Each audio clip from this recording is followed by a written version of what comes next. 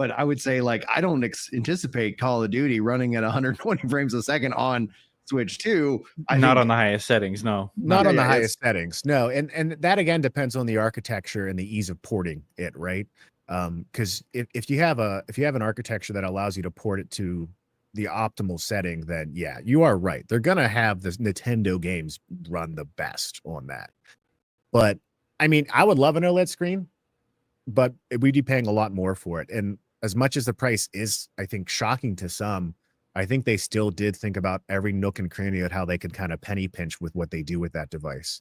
because we know Nintendo sells these for a profit. They do not do what Xbox does. PlayStation, I think, does it to start, but they quickly get to where they sell for a profit.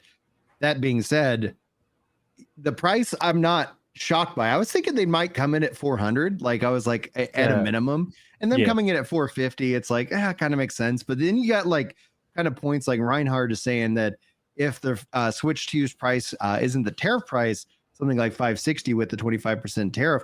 I don't know if they're going to adjust that price, or if that's probably some of the conversations that they're having, because like that's going to be something completely new and to my knowledge, unless they are going to start manufacturing Switch 2 in America, I don't know if that I don't think we're going to see that happen.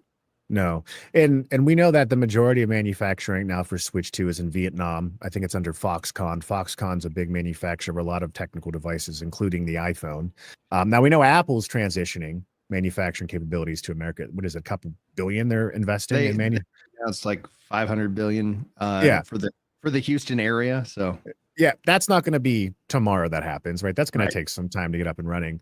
And that's the discussion they're having right now, especially coincidentally. I think this is why Vietnam, the prime minister, I don't know what they call it, the head of the Communist Party for Vietnam, I think that's why he was one of the first Asian Pacific leaders to engage with the US and Trump over the tariffs, because they did just announce today that, hey, Vietnam, we want to somehow make a deal to where we could have zero tariffs on each other. And, current administration was like, that sounds great. Let's make a deal. Nintendo has to now think, okay, what is that deal? Will it pan out? Will it be specific on certain industries? And how do we make our price work amongst the uncertainty? I wouldn't be surprised if they don't change price. We're not going to see a lower price anytime soon. And I also wouldn't be surprised if we see a little bit of a price increase as well. But it's hard to tell. And this is where Nintendo's at right now too. They get all this consumer feedback. Like, have you guys seen the chat on their Treehouse events since the other day? Like, it's insane. A lot of people just spamming